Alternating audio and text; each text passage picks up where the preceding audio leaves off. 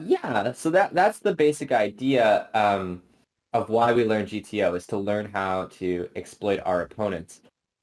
Let's look at one more quick example. Let's say bad guy villain raises under the gun. We are in the big blind. We have Okay. like ace 10 of hearts. Okay. Okay. Flop ace king or ace 10 offsuit. Doesn't really matter which one. Like ace 10 heart S10 and off. Okay. yeah. Okay. So we check on this board. Under the gun bets. Let's just call it half pot. We call. Turn is seven of diamonds. We check. And under the gun bombs it for like 175% pot. What do you think about ace 10 here? How do you decide between call and fold? I try to saying about how I think in game, and I see the stat of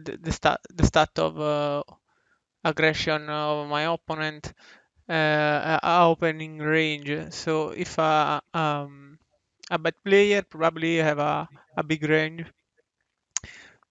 So I think he can two barrel a lot of draw, A6, and probably gut shot and similar. Hmm. I think I call. Um, you're gonna call. Okay, so it's just checking his stats. Yeah. What's the name of that Italian poker pro who's very young looking, or he was like he looked like a young boy, very aggressive, Mario something. Yeah, Dario San Martino. No, Dario Yeah, San Martino. Dario Minieri. Dario, not Mario, Dario Dario. Minieri. You know? Yeah, yeah, yeah. I watched him growing up. He was like one of my favorite players. Yeah, it's very famous. But I think I never bluffed. It's like, and nowadays I lost a lot of money. 10 years ago, he win a lot, but ah, nowadays he lose a lot of money. online. Yeah. Yeah, yeah, yeah. That makes sense. A lot of those guys that had aggression, like their whole strategy was aggression, So just yeah, doesn't work out. no way, no matter Yeah, anything. people call now. Yeah, yeah.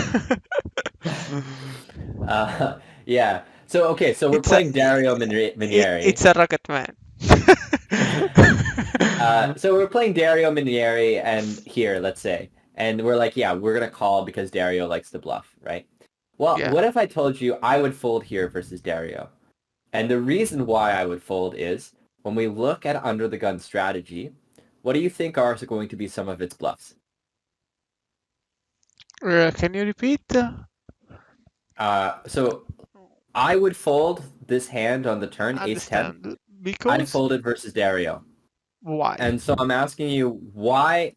Let's start to answer why. What do you think Dario's bluffs are supposed to be here? Dario bluff anything, so it's hard to think about. Okay, but Jack 10 of hearts, Queen 10 of hearts, Jack 10 of spades, Queen 10 of spades, 5 6 of spades, 5 Yeah, 4 of probably, spades. probably uh,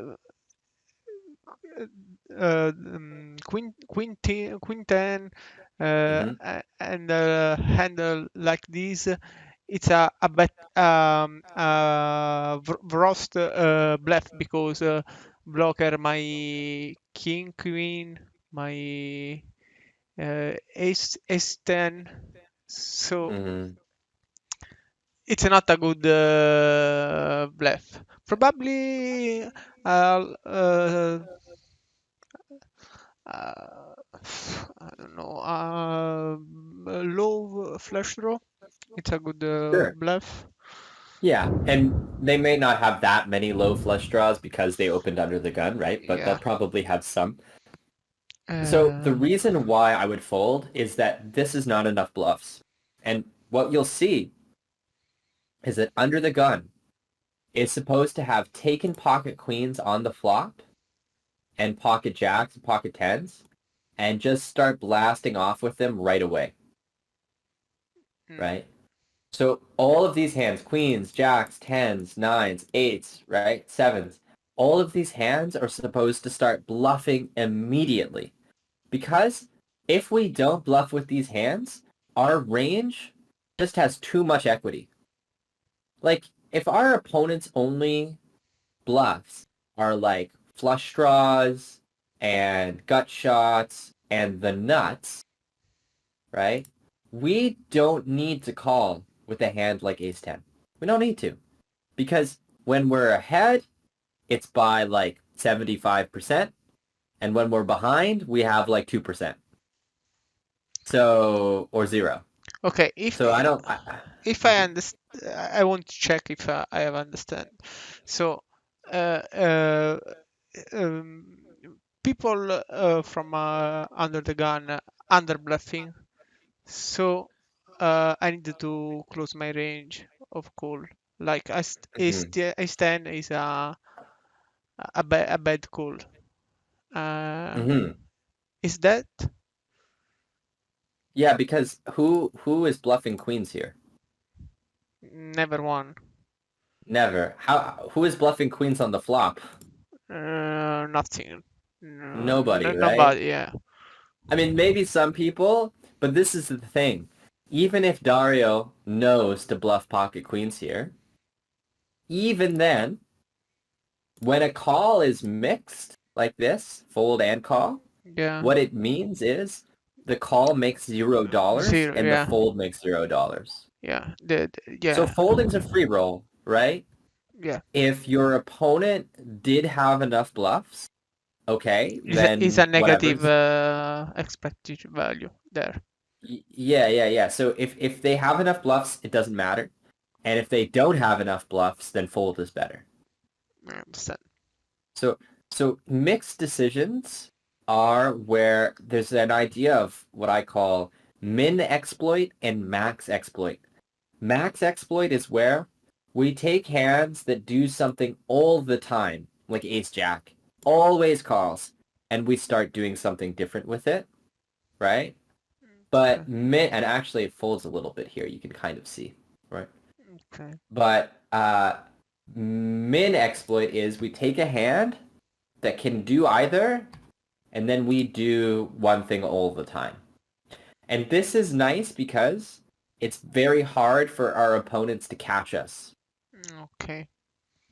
Sometimes when we show down a hand that never takes a certain action, it can be bad because our opponent knows to adjust their strategy.